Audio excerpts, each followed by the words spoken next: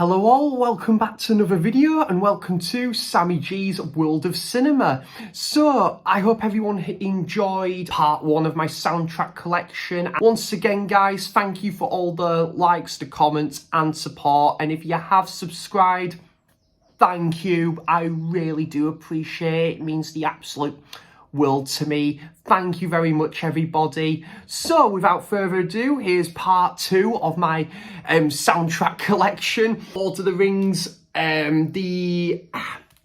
think it's the BBC, is it Radio 4, the audio series, but the score to it from Stephen Oliver. That's right, I absolutely love the artwork to this one. I love playing this like sort of like the wintry period. It's one I love listening to like on Christmas Day as well. Yeah, absolutely love this. I have not actually listened to the full audio series of this, but yeah, I think it's meant to be like 11 hours long or something. So, but it's got quite a nice label to this one.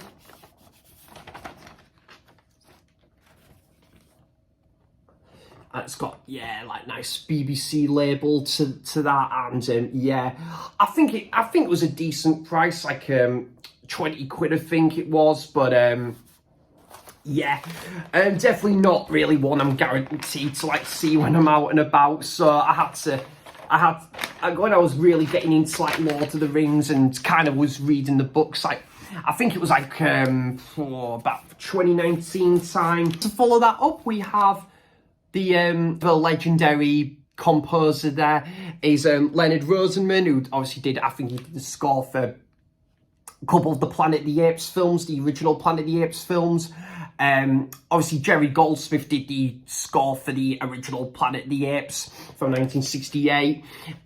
But the 1978 animated Lord of the Rings from Ralph Bakshi is one of my favourite films of all time. It is a Christmas Day staple every single year now. I absolutely love watching that on Christmas Day, and I got this from Beatdown Records in Newcastle for the sum of £4. That is just amazing. For a double vinyl set as well. So yeah, lovely stuff. It's great. You've got stills from the film in there, and then I think you've got like a nice custom label to this one as well. Yeah, so it's like nice artwork there. Bo Janssen, who composed this lovely artwork again, I love that. I think this is meant to be a bit more proggy, this like kind of like soundtrack, this like, well, soundtrack, but that's actual album, but I don't mind that. Lovely like inserts. I think this is going to be on the Charisma label.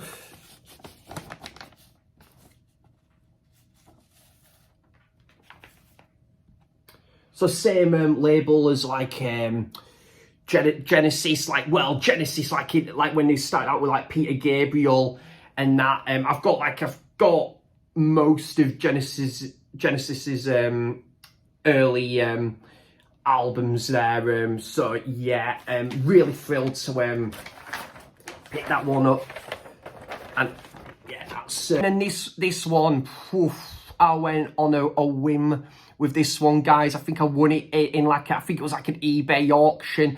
I'm pretty sure I won it for like £25, which I was very lucky with, because this is kind of like another rarity item, this one. The Hobbit from Nicole Williamson. My favourite rendition of the Hobbit story. I do love the book, of course. Listen to this like every autumn. You know, I love that time of year. It's my favourite time of year, and I love listening to this. Yeah, I love like that. I love having like my headphones on and being transportative with this world of like Middle Earth there. It's just wonderful. Booklet there. It's like linear notes and that. And it is a 4-record set. It's like segued into like 4 parts there, and that's what the label looks like, guys. Argo Records, so yeah, very, very chuffed with that one. Beautiful. Listen, this one, guys, would highly recommend that one. I think you can still get it on vinyl, but you can listen to this one on like Spotify. Godfather. Yeah, I think I got this off Discogs. I think it was about 20 quid or something. It was really good condition. With soundtracks, you get all the stills from the film as well. Lovely stuff. That's what we like to see.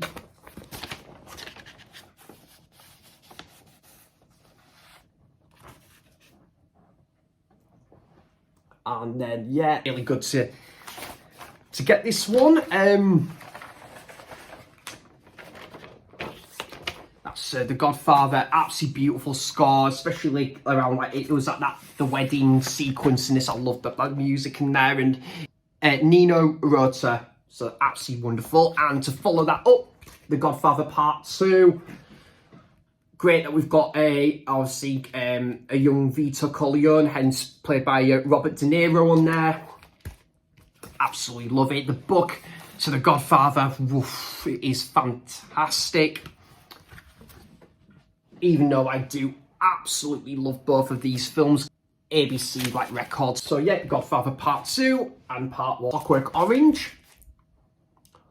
Score to this, guys, was so ahead of its time. It is absolutely unreal.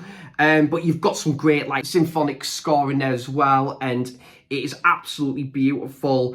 And of course, you've got Singing the Rain is used in this one. So there's Clockwork Orange, and I watched Clockwork Orange for the first time. I think it was October 2022. I read the book first from Anthony Burgess, isn't it? Anthony Burgess, yes. I did prefer the book, admittedly, but I did really, really love the film. No, I need to get that on 4K at some point. So this film is one of my all-time favourites. It's definitely my second favourite Stanley Kubrick film after The Shining.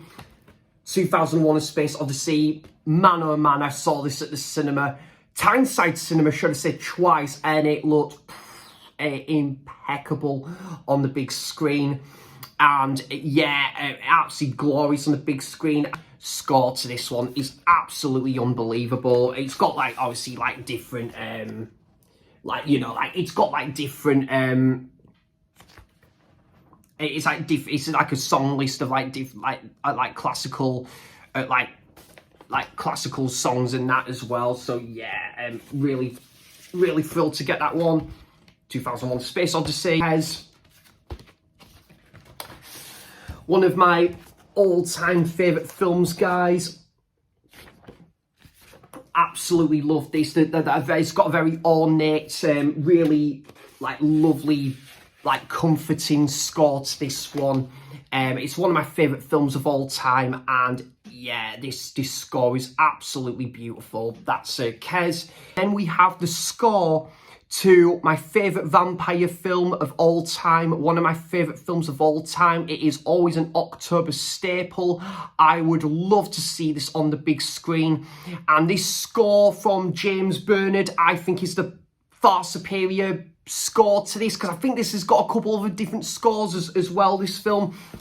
Nosferatu from 1922. Absolutely loved the score to this. It really fits the atmosphere and the tension building that this film goes for. And yeah, it actually goes hand in hand with the premise, the story, and the score just really fits the atmosphere to this one. Absolutely love this. I'm very excited, guys, for the remake from Robert Eggers that's coming out later this year. And Robert Eggers is one of the best directors going in Hollywood right now. So I'm really excited to check out his rendition. I'm sure it's going to be an amazing take on the Nosferatu story. What makes this better is you got nice custom label.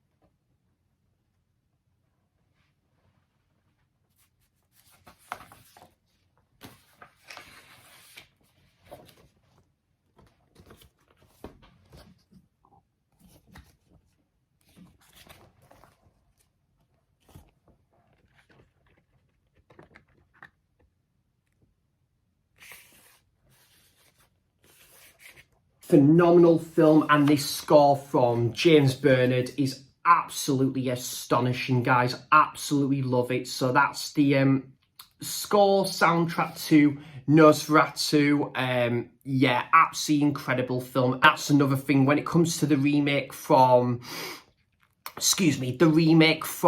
Robert Eggers. I'm really looking forward to seeing who's going to have their fingerprints to the score for that. I'm very intrigued by that because I've loved the score for The Lighthouse and The Northman as well. The score to The Northman was excellent, so very excited what Eggers is going to do with like his interpretation of the Nosferatu like story. So very, very yeah, absolutely wonderful film, Nosferatu, and you will be seeing the Blu-ray of that on a later date. Right then, guys, that will do it for part 2 of my soundtrack collection. Again, if you've watched any of these films or listened to any, if you've listened to any of these, you know any of these, or you've watched any of these films, do let me know in the comments down below.